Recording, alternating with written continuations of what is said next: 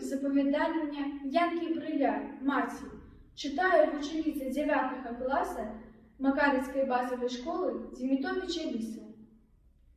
4 босые у військових лахманах мужчини з руками, скрученими назад колючим дротом, подвох ішли слідом за Йою. Йой фашисти зробили польовку, не зв'язали рук. Що ж, яны не боялися яе нават так, як гэтых бязбройных, знесіленых уцікачоў. Адзін з байцоў, яшчэ зусім хлапчук, нядаўна астрыжаны пад машынку, з усіх сіл намагаўся не ўпасці і, ззаду гледзячы на таварышаў, падымаў, як і яны, галаву. Свае худыя, так мала ў жыцці цалаваныя рукі яна трымала мазалямі да мазалёў, шаптала сваё, зусім новыя словы малітвы.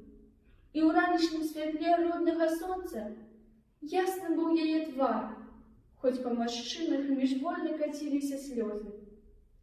Яна і тут не думала пра сябе. Дзе ён, яе Васілёк, чаму не вярнуўся?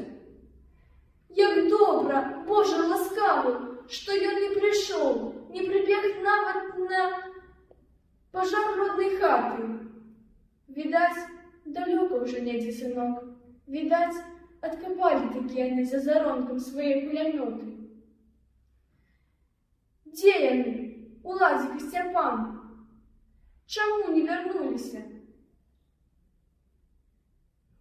І тут яна звярталася да чужых сыноў, з якімі так моцна зрадніла доля.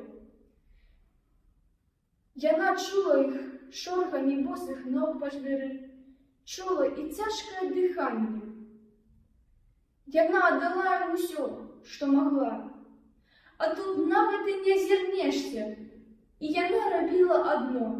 Яшчэ як мама вучыла, малілася.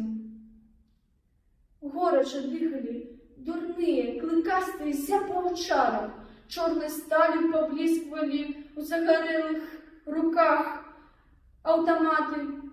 Час ад часу гудзелі на ўзбочы тэлеграфныя слупы.